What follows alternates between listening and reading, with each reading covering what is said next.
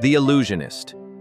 Sometimes it's not the trick itself that astonishes us, but the reason it was performed in the first place. This is the story of a boy, a duchess, and a trick so perfect, it fooled even those who claimed to see through everything. This is The Illusionist. At the edge of Vienna, in the waning days of the Austro-Hungarian Empire, a carpenter's son dreamed of the impossible. His name was Eisenheim. He spent his childhood crafting mechanical puzzles, reading forbidden books, and watching traveling magicians with wide, unblinking eyes. And then he met her, Sophie, a duchess, a girl born into a different world, but drawn to his. Their connection was instant, innocent, and dangerous. They met in secret, beneath trees, behind stables, between chaperones. But secrets, like illusions, don't last forever. One night they were caught, guards dragging Eisenheim away, Sophie screaming his name, and just like that, he was gone. Banished from her life, from Vienna, from everything he knew. He vanished into legend. Some say he traveled the Orient, learning ancient magic. Others say he was never seen again. But 15 years later, the posters began to appear. Eisenheim the Illusionist, returning to Vienna for one final series of performances. No one knew what to expect, not even Sophie. The theater glowed with gaslight, red curtains rose, and there he stood, older, wiser, unshaken. His tricks weren't just clever, they were impossible. A tree grew from a seed before the crowd's eyes. A butterfly carried a ring across the stage. Vienna whispered, "Is it real?" But not everyone was impressed. Crown Prince Leopold, heir to the empire, came to the show, dragging along his reluctant fiancée, Sophie. She didn't recognize him at first, but he saw her, immediately, and as the light caught her face, just right, he did something no one expected. He stopped the show and called her to the stage. In that moment, time froze. The prince's jaw clenched. Sophie hesitated, but the memory between them never left. She stepped forward. Their hands touched briefly during the act, barely noticeable, but not to the prince, not to Inspector Uhl, watching from the side, not to us. The curtain fell, but the performance had only begun. Eisenheim had returned not just with tricks, but with purpose. Old sparks rekindled, old rivals awakened, and Vienna was about to witness something no empire could prepare for. Not magic, not illusion, but something far more dangerous. In every illusion, there are three parts: the pledge, the turn, and the prestige. But in Vienna, what Eisenheim was planning had no blueprint, no box, no wand, just one final question. Could a performance bring down a prince? Leopold wasn't just Vienna's future ruler, he was a tactician, a cold strategist, and he didn't like being embarrassed in front of his people, especially by a magician. Eisenheim, now a household name, drew sold-out crowds each night. The people loved him. The nobles? Not so much. But Leopold saw what no one else did. That man is not performing tricks, he's making a point. She came to see him, at first in secret, hidden beneath a lace veil, escorted by no one. She told herself it was curiosity, nostalgia. But truth, like illusion, has a way of slipping through fingers. He asked, "Are you happy?" She said nothing. Inspector Uhl, Vienna's top officer, served under the prince. But he wasn't a brute, he was an observer. He wanted to believe the show was smoke and mirrors, but every time he tried to explain a trick, something didn't add up. A tree that grows from seed to bloom in seconds. A ghostly image in a mirror.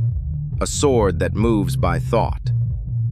Uhl had studied logic, physics, crime. But now, what if it's not a trick? The palace tried to hold Sophie in place, but her mind wandered. Her heart had already left. Leopold noticed. He tightened his grip. On her, on the city. He was preparing something dark, a secret no one was supposed to know. And when Sophie discovered it, she ran. Straight to Eisenheim. In a room filled with blueprints, gears, and mirrors, she made her choice. She told him everything, about the prince's plan, about the lies, the danger, and he, for the first time, said 3 words. Then we vanish. This was no longer a performance. It was a strategy. Leopold responded the only way power knows how: control. He ordered raids, discredited the theater, planted rumors of fraud. But the more he fought, the more the people adored Eisenheim. Uhl warned him, "You can't arrest a ghost." The prince replied, "Then I'll arrest the man behind it." The world was shifting. Truth, illusion, justice, love. Lines blurred. And as Vienna looked on, no one realized they weren't just watching a magic show. They were part of it. There are illusions that amuse, illusions that deceive, and then there are illusions that threaten power. Eisenheim's show was no longer just a spectacle. It had become a statement. And behind every flick of his wrist was a warning. He said nothing. He bowed. And the lights dimmed. Then came the illusion that no one could explain. A glowing figure rising from mist. A face familiar to someone in the crowd. They called it the spirit seance. And after that night, people didn't leave the theater whispering how. They left whispering who. Inspector Uhl was under pressure, from the prince, from the press, from his own conscience. He tried everything: watermarked paper, heat signatures, footprint analysis. But Eisenheim left no trace.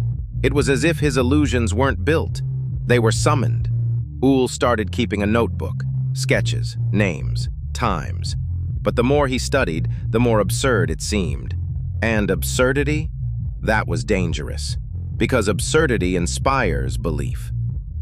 Vienna changed. People spoke of Eisenheim like a prophet, a man who could speak to the dead, reveal lies, undo grief. The more the authorities pushed back, the more the people leaned in. He wasn't just defying gravity anymore. He was defying the crown. Sophie grew quiet. The walls of the palace were closing in. The wedding loomed. But she had seen something in the prince. Something cold. Something unforgivable. She made a decision. And just like the girl in the forest long ago, she ran. They had no time left. The prince was watching. The inspector was listening. So Eisenheim made a choice. If he controls the truth, I'll give them something they can't deny. He wasn't just going to expose the prince. He was going to do it in front of everyone. And so the palace moved first. They raided the theater, smashed his props, seized his ledgers. But there was nothing to hold. No crime, no weapon, no motive, just rumors and whispers, and Eisenheim's name on every lip in Vienna.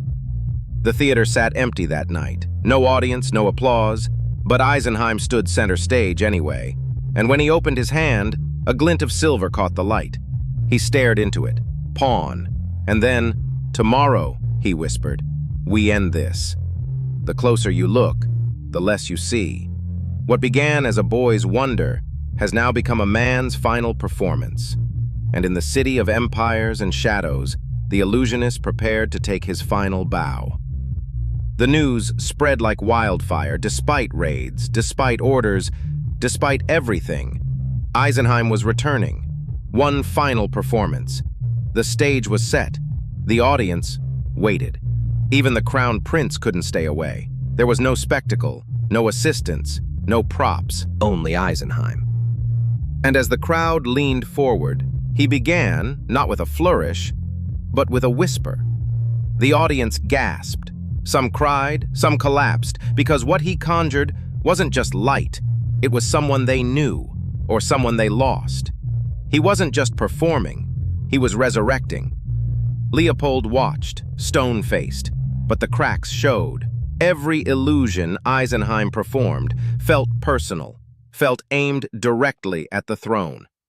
Whispers filled the hall, about power, about betrayal, about Sophie. And then she appeared. Her face, her voice. Was it a memory, a trick, a message? No one could tell. But one thing was clear. Something had happened, and it wasn't part of the act.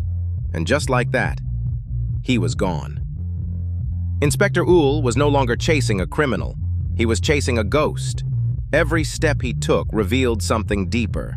Not just tricks, but clues, patterns, a design, and then a realization.